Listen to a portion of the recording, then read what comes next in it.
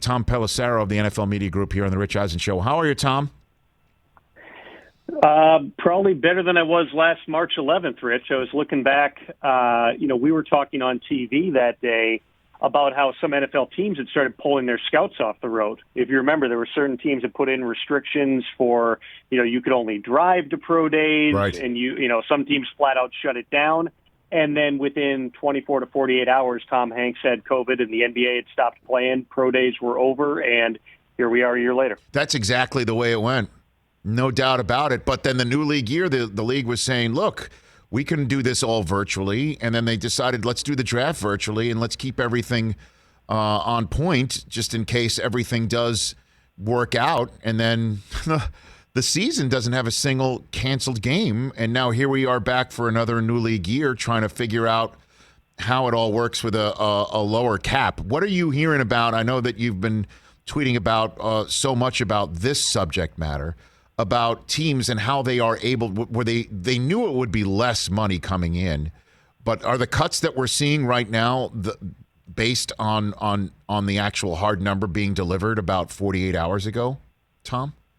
There were certainly teams that were delaying some of their business until they had the final number, just because they were, whether you're doing contract extensions or restructures or you're making decisions on cuts, you just wanted to have the best feel possible, the most information about not just the cap for 2021, but what direction it may go in 2022 and beyond. And, I've talked to a lot of people, between guys who work the salary cap for NFL teams, general managers, agents. Everybody has different information on where the cap is going to go in 2022, 2023. But that all affects free agency. And that's going to be, part of this extraordinarily unique dynamic that we have to deal with is you do have this rash of cuts that is taking place across the league. That rash of cuts is going to continue to next Wednesday and beyond because, if you want to use a post-June 1 designation, save yourself cap space now, you have to do that after the league year begins. So you're going to get cuts there. You're also going to have teams that agree to terms with free agents and then release guys to make room for them. So this is just the beginning of guys hitting the street. And then on top of that, you have the fact that I had a long chat with an agent this morning about this.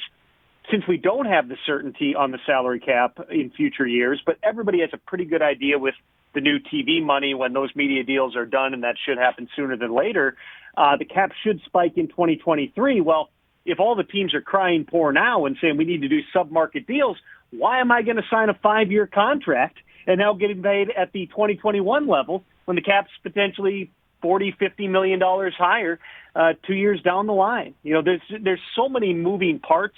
The marketplace is more unsettled than it has ever been, certainly that I recall in my close to 20 years covering the NFL. The teams had not put as much information out. There's very few, as much as we like to say that the negotiations allowed to begin on Monday. Usually by this time, there have been a lot of clandestine or not so clandestine meetings at the scouting combine. People have a good idea what their market is, and I can't tell you how many people I've spoken to on both sides of this over the past couple of weeks who say, we just don't know where this thing's going to land. There's not that much information. And maybe we don't know it because we're not seeing somebody, sitting at Steak and Shake together at 1 a.m, or I'm serious, or sharing a glass of wine, in the corner of a steakhouse in Indianapolis.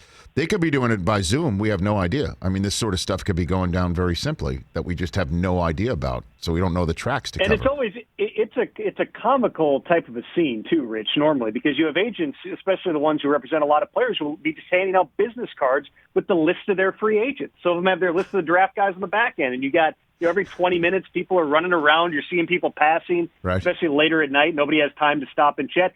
All that now has been transitioned into a virtual environment. There are teams that have had Zooms with agents and tried to talk through things that way. But, as we all know from living this for the past year, having those conversations in person is a lot different than trying to do it with 30 minutes virtually here and there. Hey, you watched all the way to the end. Thanks for that. Watch more right here.